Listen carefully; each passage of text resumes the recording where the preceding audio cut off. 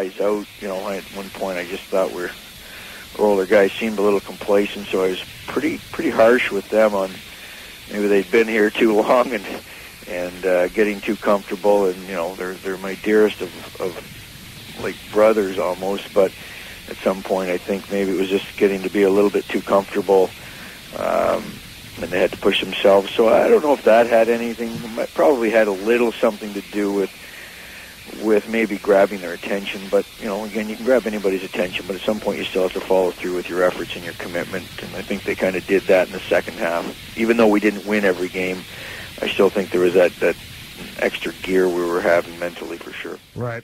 No, I don't think so. I really do. I had too many guys, text me in the middle of, I was going to say middle of night, but just these errant times, I'd be sitting there, and I remember Cam Fergus just being, in his words, just rattled. I can't score, nothing's going right.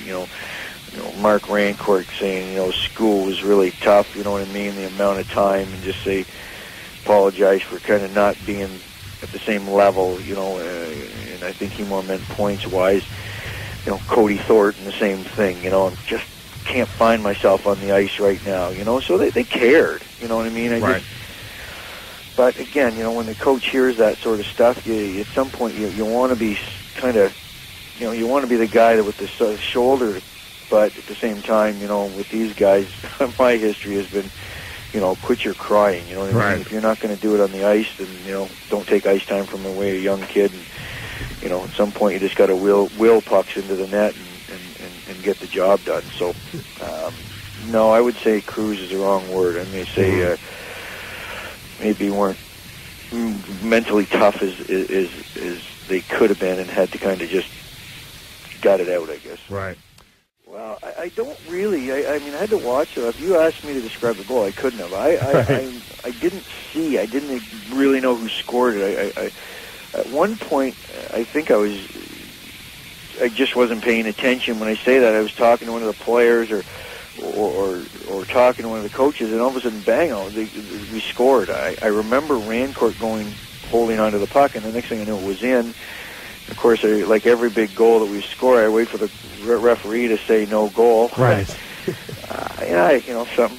I don't know if I would have lost any of my emotions. It would have taken a while, I think. It would have been taken a couple hours probably, because it's just that big a deal to us. And, right. Like I say, I'd love to say I could have kept my composure a little bit better, but what you see is what you get. So, I mean, the health scare was an issue. At the same time, my assistant coach, Tom Lee, I mean, I don't know how he managed to get through his cancer bout, and stuff. So it's just been a really, I guess when all said and done, it makes it all better, it really does, You're trying to tell us last year. Last year we had to lose that game Friday. We had to sit Saturday, Sunday, and all day Monday in Thunder Bay. So,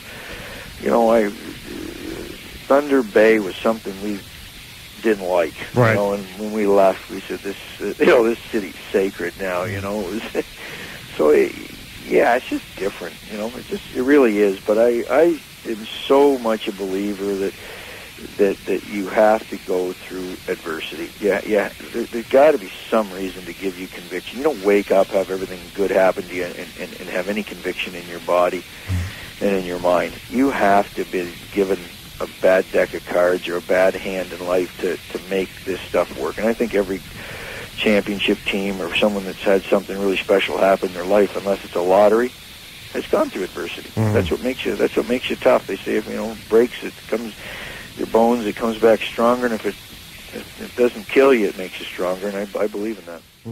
Just that infectious enthusiasm, when you take that, and a 6-year-old can give you that, but when you take a guy with that much positive energy and enthusiasm on the bench, almost to the point where you say, just be quiet on the bench, when you take that mixed with, and when you mix it with his conviction and his just pure sense of will to get the win or to be successful, that's when it becomes real. I mean, it's one thing to be a rah guy, but when you mix that with such focus and commitment. I mean, he is a warrior. I mean, you saw the runs that he took at guys, the hits he took. I mean, his shoulder is hammered. He's had cortisone shots and freezing in it.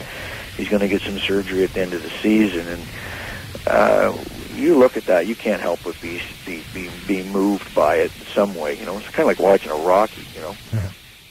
I mean, at the same time, you think we're losing these guys, but there's a few guys that have the ability to come back, and whether it makes us more successful or not, these guys are all going to have an option to come back here and play again. So I have to see who we're losing completely.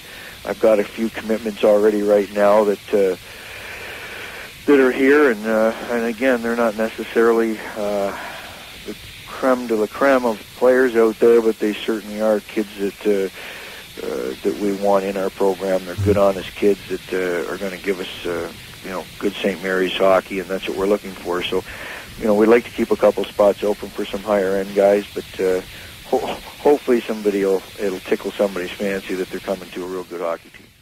Talk about your fifth-year senior, Mark Rancourt. Can't say enough about him. Mm-hmm. Mark is one of the most unique people I've ever met. A lot of people with as much talent and skill and pure intelligence as him have an arrogance to them, and Mark just doesn't have that.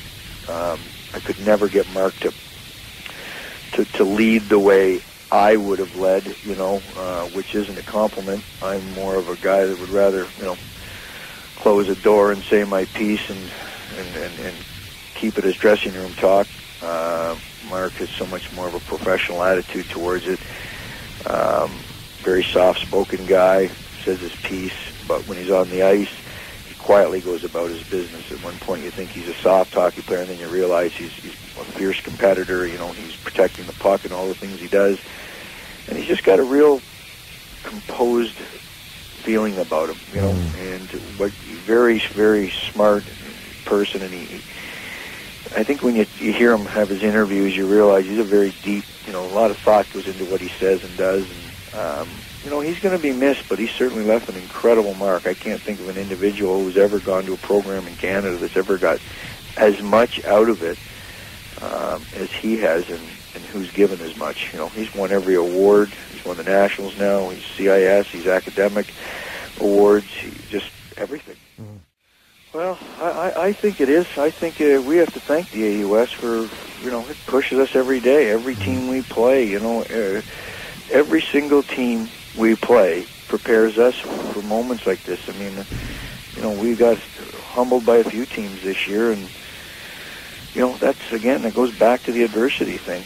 We were prepared. We've lost games before. We know what it's like to lose. We know what it's like to go in after the first period and be down or be outplayed or, get beat up on the ice because the other team's playing a real physical game. So, the AUS, I think, is the best conference in Canada. I know the other conferences don't want to hear that, and they have teams in their conference that are as good as teams in here. But 1 through 8, we're the best. I have no idea. Everybody, that picked up legs or shouldn't have. I made an off-the-cuff comment because guys are getting on me about it, and hey, everybody's making a big deal about it. It's what it is. It was a cheap suit 13 years ago. I don't know how it stayed together. It's been everywhere. It's been to Italy. It's been to Poland. It's been to the Nationals twice. I don't know, man. It's not a great suit, but I said I was going to throw it out, and no, I don't think I'm gonna.